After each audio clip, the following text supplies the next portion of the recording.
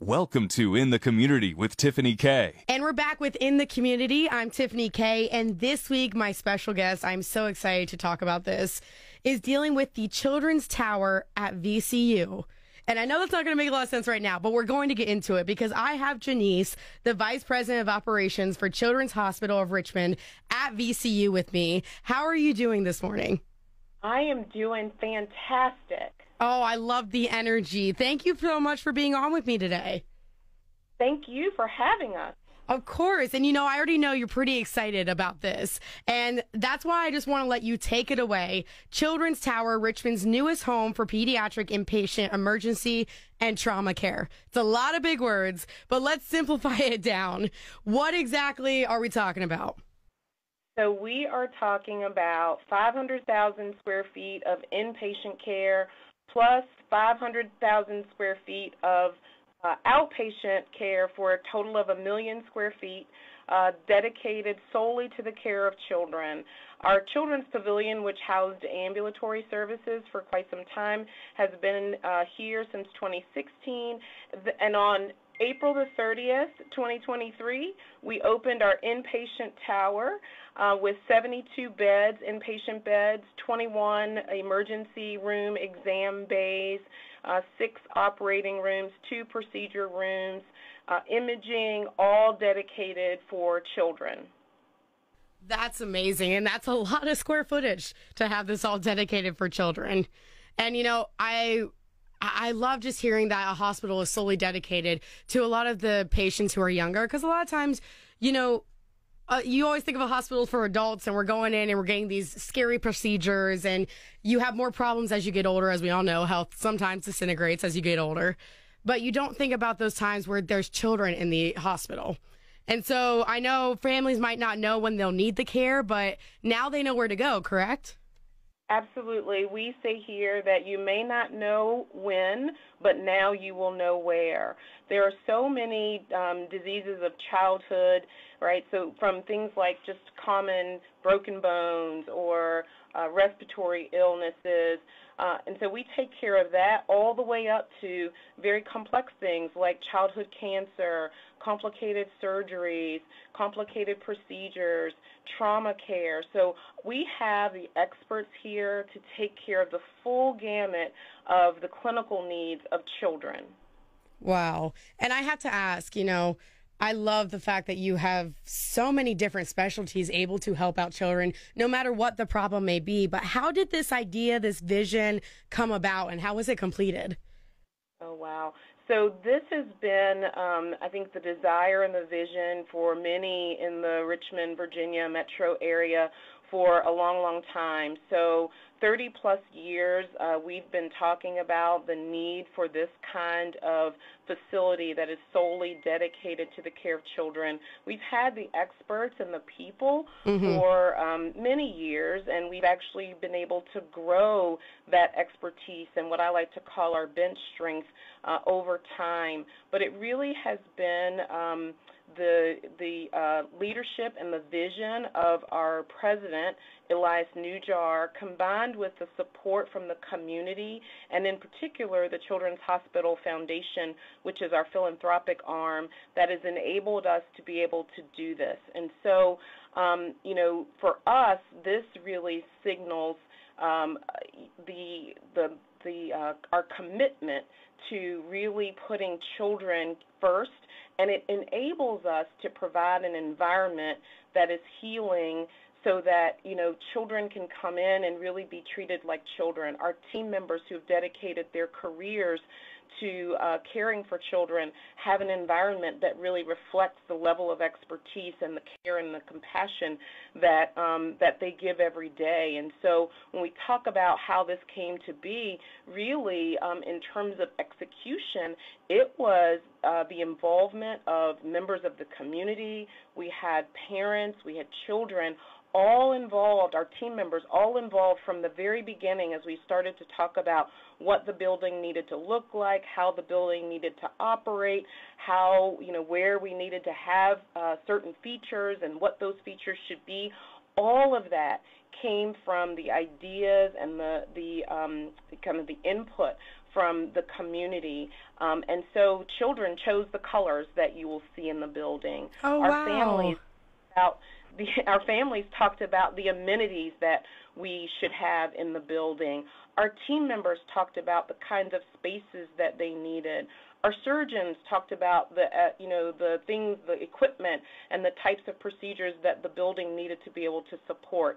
And so it really has been the labor of the collective community at large. And when I say community, I mean our internal community, our chore community, but then also the community around us. So again, patients, children, families, right? They've all had input into how this building has been designed and now how we are executing on our promise to deliver the very best of what we have to children and families. So it really was a group project. It was a team project. There's not one person. Everyone had an input into this.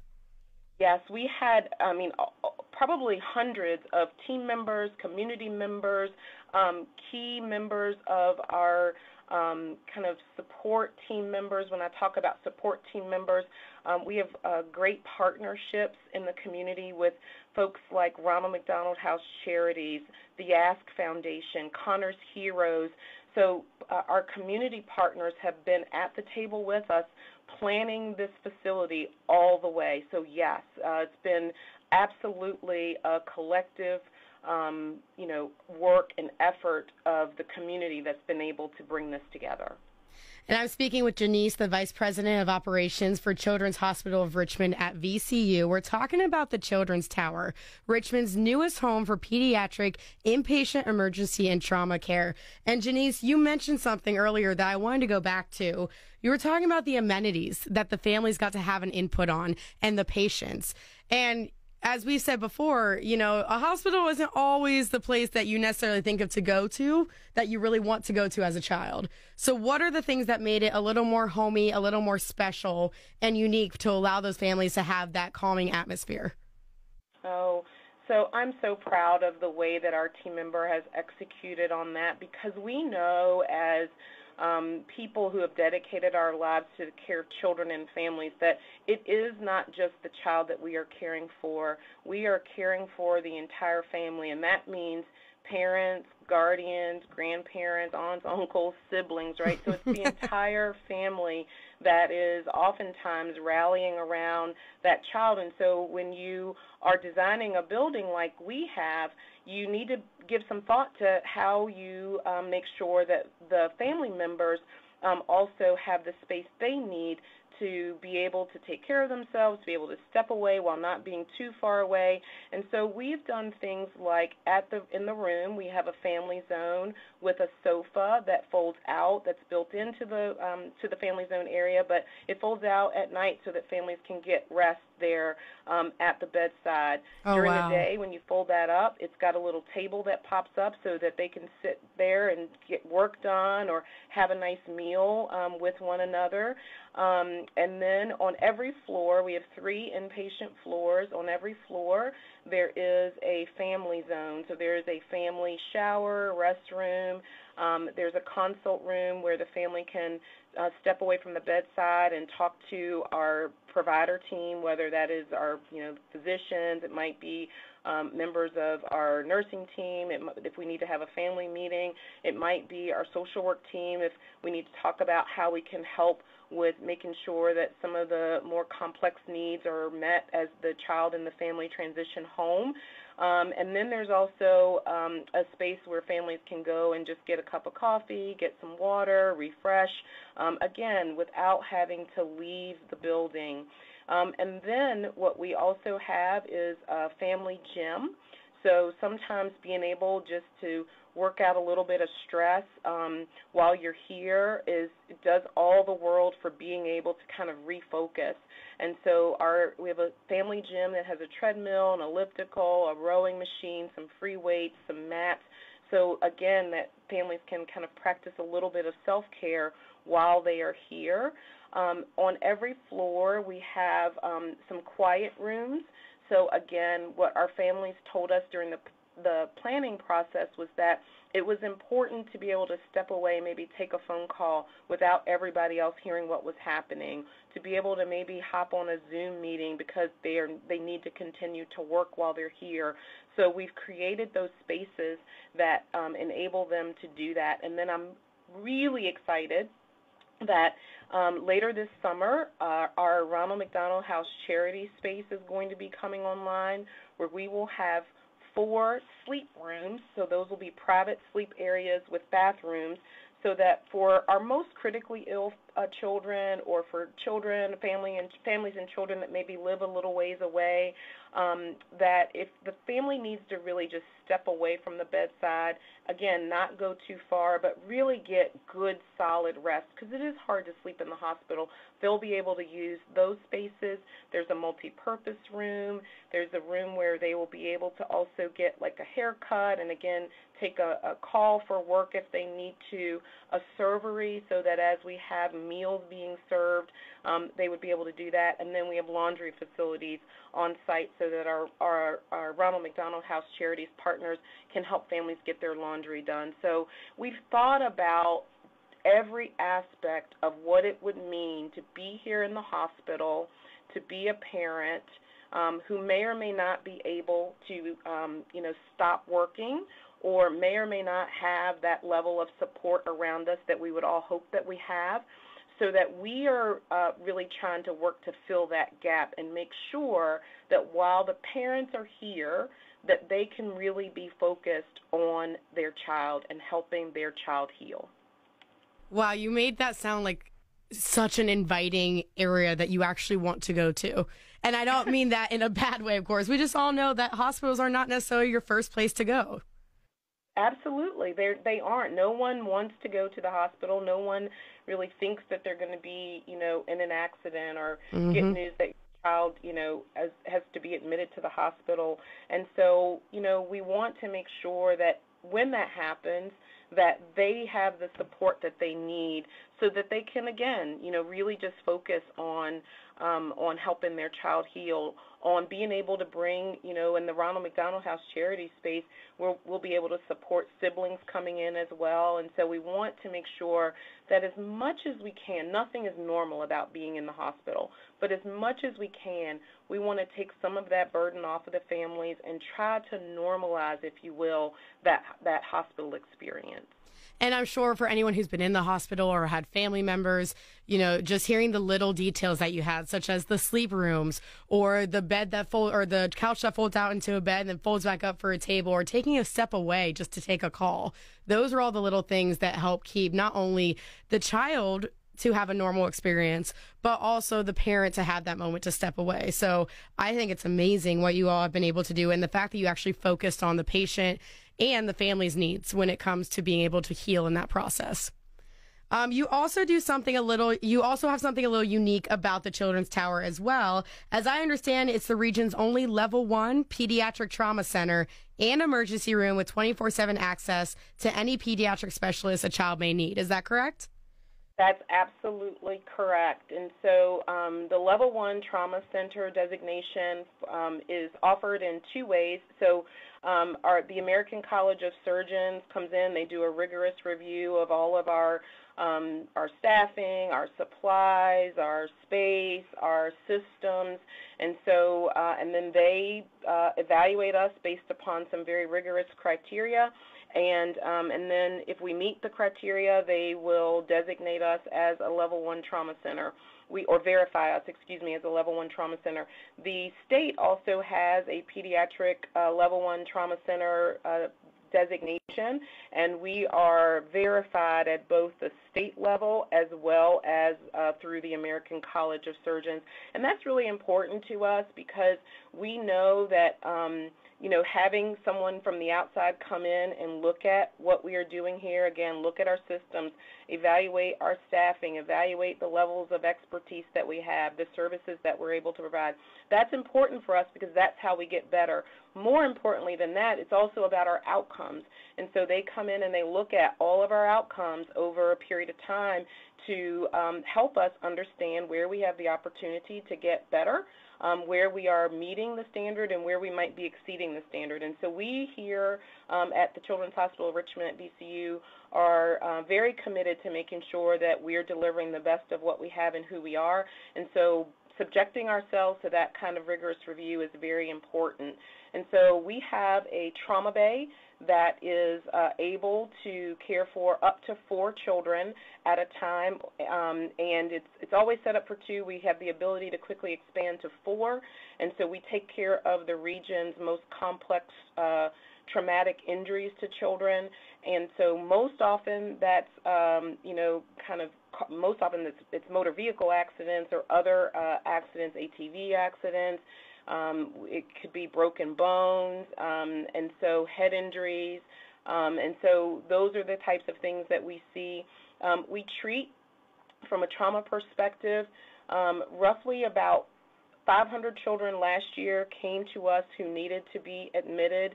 That over the last year prior, that's about 100 additional children than the year prior. And so, again, most commonly, it's motor vehicle crashes that bring children into our trauma bay. And we have the 24/7 expertise, as you mentioned, to really treat any kind of specialty care. So we have trauma surgeons here in the hospital on site, and then we have burn surgeons, we have hand surgeons. So anything, any kind of niche surgery specialty that you can think of, we have here. And I'm sure for many parents listening and anyone who's listening, the fact that they won't have to be told you need to go somewhere else in those situations that are very scary, where you have the specialists on hand, is very calming to hear, and also just makes you realize how special your program is. It really does, because, once you arrive here, as you've said, right, we bring the specialist to you. You don't have to go anywhere else in order to get that specialty care. And so there are some very niche services that we have: pediatric radiology, pediatric hand surgery, pediatric ophthalmology for children who maybe have an injury to the eye, right? Things that you don't necessarily think about that are very specialized. We have been able to grow the level of bench strength that we have here to support those kinds of needs for children. And I'm talking with Jeniece, who's the Vice President of Operations for Children's Hospital of Richmond at VCU. We've been discussing Children's Tower, Richmond's new home for pediatric inpatient, emergency, and trauma care. And Jeniece, we've gotten down to the nitty-gritty, what the amenities are, what makes it so special, and also what services are offered. Now, I want to ask, because this has been a big project in the making, and you've had great progress, what does the future hold for Children's Tower? Wow, that's a great question, and I think that our future is bright. As we've gotten into the tower, we moved on April 30th. We moved about 39 children over, and we got them all settled that first night. And so now, as our teams are getting into the building, working out our workflows, making sure that everything is operating the way that it needs to be, we were just talking this morning with our president and the president of the Children's Hospital Foundation about what is next. And so we really feel like we're going to begin to get poised to look at how we build out the shelled space. So we have several floors that are shelled or not quite built out yet that we think we're going to need to bring online relatively quickly. Our emergency department in the first few days has been extremely busy. Our inpatient units have already been very, very busy. And so we know that we have the ability to build out some additional floors in the building, as well as add some floors on top of our ambulatory building. And so we're going to begin to look to the future and think about what other specialties we maybe need to grow, where we think we have the need to expand our services, and then we'll get planning on getting that work done and executed. And from a community standpoint, is there any way that the community families can get involved and help to support the tower? Because, of course, you can't do anything like this without team support.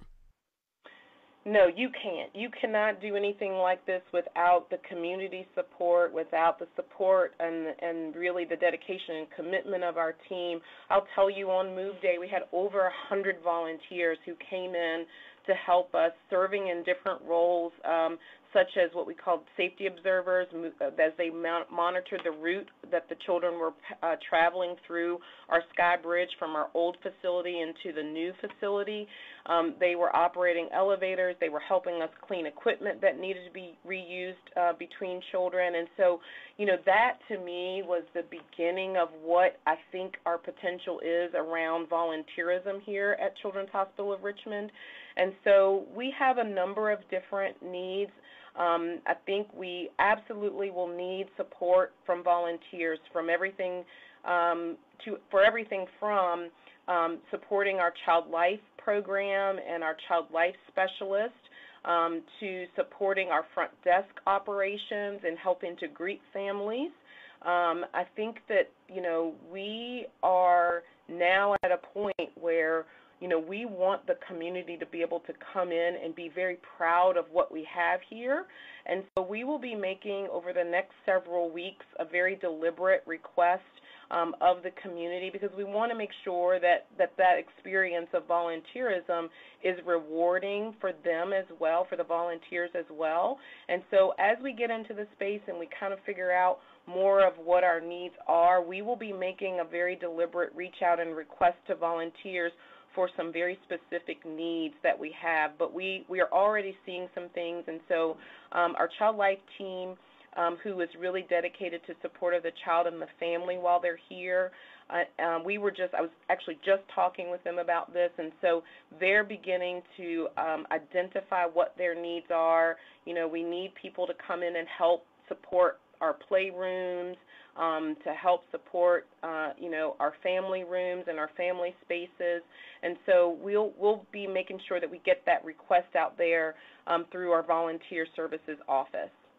And for anybody who wants to learn more about the Children's Tower at VCU and they want to just get involved or just know the news, where should they go check that out? They can go to chrichmond.org. Again, that's chrichmond.org. And Jeniece, I realize one more thing we need to talk about. Where is this located now? That would be helpful to know. That's great. So we are in the heart of downtown Richmond. We're at 1000 East Broad Street, and so that is where you will find us. Perfect. And as I understand, it's very easy to find. You have on-site parking at no cost, including free valet for families coming to the emergency department. Is that correct? Yes, you took the words right out of my mouth. I was getting ready to say we're one turn off of Interstate 95. We have free valet parking for the emergency department, free self-parking for everyone else.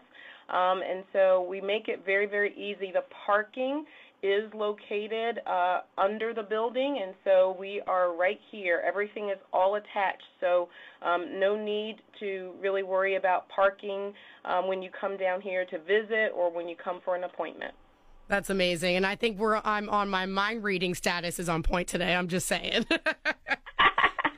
But Jeniece, thank you so much for joining me this morning. You've taught me a lot about the Children's Tower, Richmond's new home for pediatric inpatient emergency and trauma care. And it's definitely more than just a hospital. It is a place for families and patients to heal together. So thank you so much for sharing that with me. Thank you for having me. Of course. Have a great day. You too. And that'll do it for In the Community this week. If you are a nonprofit and need to bring attention to your cause or organization, please reach out through this station's website, and we will see you next week.